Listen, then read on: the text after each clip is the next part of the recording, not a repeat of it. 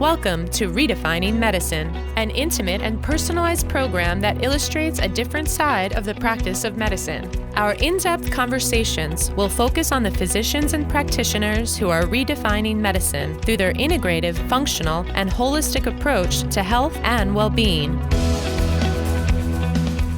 Welcome to our weekly podcast, Redefining Medicine. We are excited to welcome Michael Eselun, a board-certified chaplain and the Dr. John Glasby Chaplain in Oncology Care for the Simms-Mann UCLA Center for Integrative Oncology. Thank you for being with us today, Michael. Thank you for having me.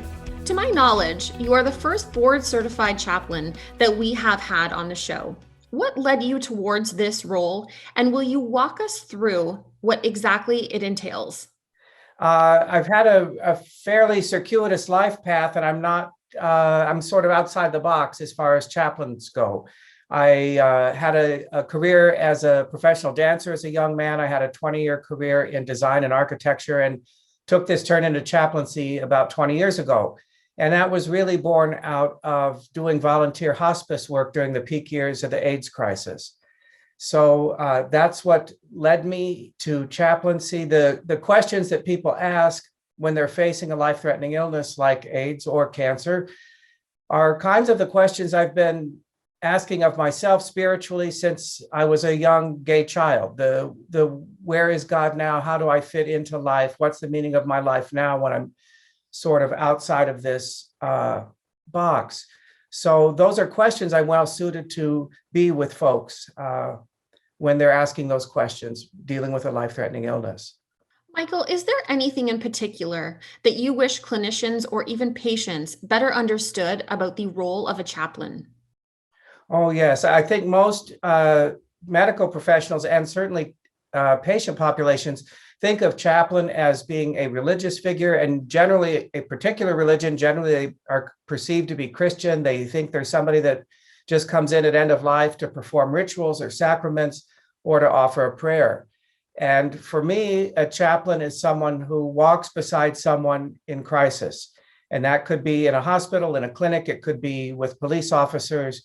I saw in New York City, they have chaplains for the Metropolitan Transit Authority. So people that are in crisis sometimes need someone to walk beside them. It's not somebody. Prayer and religious conversation might be a part of that, but to me, spirituality is what gives your life meaning. And sometimes when you're facing a crisis, the thing that gave you meaning yesterday, you don't have access to today, or it becomes meaningless. So I'm someone who can facilitate that conversation and walk beside someone. So that's one thing I would like. Sometimes even doctors today will say, do you think they should want a chaplain? Oh, no, they didn't say anything about religion or God. That to me would be an ignorant comment in terms of what spirituality offers to patients and their families. Michael, what would you like the general public to know about the benefits of hospice care for the patient and their loved ones? I think a lot of people have misconceptions about what hospice is and what it isn't. At least in California, I know there's other places around the country. Hospice is not a place anymore. It used to be a building, a facility where you went to spend your last days or months.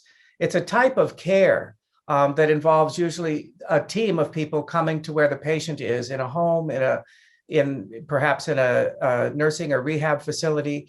So that's one thing. It's a type of care. But what I find what often patients and even some physicians wrestle with is this judgment that it's giving up.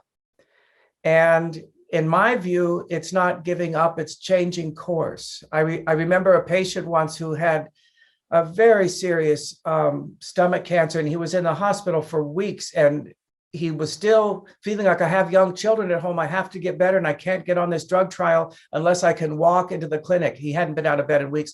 He was clearly not going to get better. And we tried to broach the subject of hospice. I can't, that's giving up. And I had to have this conversation. It's really changing course. The goals of the game have changed. The old way, the old goals are not serving you anymore. How might the goals be served better? Or if we make new goals, that it's really to be with your family at home, with what little time you might have to really have quality time where you're not being in a hospital bed, shot up with drugs, not being able to get rest because somebody's coming in every 5 minutes to take your vitals. I really encourage people to think about that idea of changing course. It's like somebody who's very attached to, they've planned their ideal honeymoon forever, and we've spent all this money. We're going to have this wedding, and we're going to go have this honeymoon in the Caribbean, and it's going to be great. And we've got it all planned down to the T. And then they get there, there's a hurricane coming. Now you can stand there and stamp your feet and say, no, no, no, I spent all this money. I'm not getting my honeymoon. You could say the game has changed. It's now about getting home safely. And it's a skilled traveler who can adapt to that change and say, this is the new game plan, without really looking back. Thank you. You help walk people through some very painful and vulnerable periods. But we have just experienced, and in many places are still experiencing, a collectively traumatic time through COVID-19 and many other major events that have happened recently. How has your role been influenced or your approach changed throughout this time? Oh, that's an enormous question and a wonderful question. Well, one thing about the pandemic and how it's affected people with cancer more particularly is so many of my patients have said, now the whole world knows how we feel most of the time. The whole idea that you can't know what the future holds. I can't even make a plan for next week. I don't know how I will feel. Will I have recovered from my last chemo? I don't know if this gathering is safe or not. How long will it last? Am I going to survive it? Those are questions the whole world has been living through with the last year. And those are questions that cancer patients live with every day. And likewise, as we move into this opening up period, some of my patients are feeling this concern that now, where they felt a sense of community with the world before, now it's like, uh-oh, the world's going to move on and life is going to pass me by, and I'm still stuck at home with all of these questions and fears.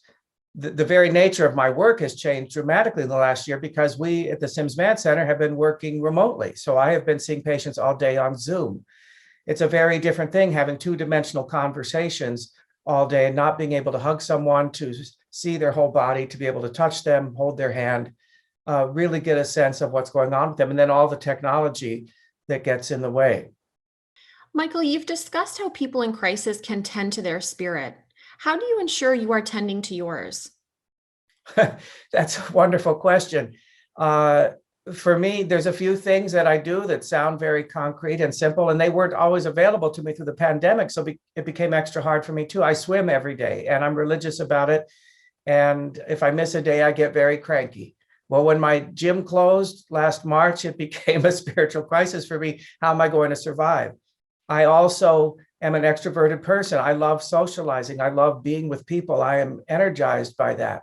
So to be denied that has been a big challenge. I also love travel as my great passion, and I love going to the theater, and those have all been taken away too. So it's been difficult, but those are the ways I tend to my spirit.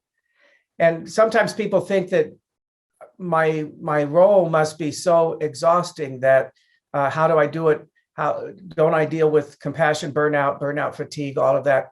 It's not the case for me. To me, my work is exhilarating and energizing because for me, meaning comes in life by connecting with people, and the kinds of conversations and connections I have with patients are so deeply meaningful, even though we're often talking about the most painful aspects of life, that the intimacy alone far outweighs the toll it takes on me. It's not like I leave my patients at work and come home or go in the pool and forget about it. I carry them in my heart. I weep when they die. Working in an outpatient setting, I have relationships with patients that go on for 9-10 years. It's not like being in a hospital where I just see somebody while they're in the hospital for those few days and go. So for me, it's an opportunity to connect with life. And so that my work is kind of self-care in and of itself. You will be speaking at our upcoming Brain Health Summit taking place in June. Will you provide us with a brief preview on your topic and how it fits into the greater program? My talk is called Riding the Wave of Life. And it's a metaphor really for how we all get through life, and that it is like a wave, an ever-changing circumstance. We sometimes go through life thinking truth is solid, facts are solid, they're unchanging, this is who I am. And when we meet crisis, all of those things are in constant flux. So this talk is really about how we find meaning, how patients experience losing meaning, maybe find it again, and deeper connections through riding a wave of illness or critical illness, end of life even. So it's an opportunity to look at meaning making, which I think is relevant to any clinician. If we're just looking at a patient as a collection of symptoms, physical symptoms, and how we're going to treat those, we're missing all three dimensions of who this person is and what it means to them. I have many patients who see doctors who just keep pushing to the next drug trial or let's do the next test, never asking the question, are you up for this fight? Do you want to continue at this level? Are there other values you'd like me to understand before we go on? That would be a most valuable question and conversation for any clinician to be able to ask. And final question. You've written and spoken about the idea of what matters and how it is a personal, complex, and evolving thing. While, of course, this question cannot fully be answered in a concise manner, how would you today answer the question, what matters? In the simplest way possible. When I was a very young man in my 20s, it was the 80s, people did self-development workshops, and I went to one and we were asked to write our own epitaph. Maybe some of you have engaged in that process. It's not an easy task when we're really going to be serious about it. And even in my 20s, what I came up with was, he was moved by life. And that is still kind of true for me, that what is it that I want to be someone that life wasn't wasted on. Sometimes I will ask a patient, what has this journey through cancer meant to you? Do you look at life differently? Do you want something else from life now if you get more time? And sometimes a patient will say, nope, just want to get back to the way it was, nothing. And there's a part of me that internally judges that, like, you mean you read the book and you didn't get anything out of it? You saw the movie and you didn't think anything? I want to be moved by life. I want it to get in there and change me, ultimately to be more connected to it, not to leave it. And that's why I feel like my work is so on purpose for me personally, because I get to make connections with people in a very meaningful way, which for me is what matters in life, intimacy. And it's really about presence. It's not even about what's said or not said. Some of the most moving moments in my life have been with dying patients where conversation is not possible, but being a witness, being present for that, being in awe of what's taking place, that really matters. Everybody says birth is a miracle, but very few people say death is a miracle. And by definition, wouldn't death have to be a miracle too, to be able to stand present with that in awe and wonder about it, but in presence with others? So for me personally, that's what matters. But it is a deeply personal, unique journey that I think it's a question worth for all of us to be asking of ourselves, what really matters. And I think that's one thing about this pandemic that a lot of people have been asking. They talk of, relationships that don't matter. They don't know that they're going to start those up again when the pandemic is over. Maybe it doesn't matter so much that I scramble around to get the latest clothes or get the latest car or make the most money. Maybe I really want to reorder my life so that I have more time to do the things that matter. Thank you so much for being with us today, Michael. We truly appreciate you spending your time with us and sharing your work. Thank you so much for having me. I hope people will join me for my lecture. And thank you to all of our listeners. Until next time.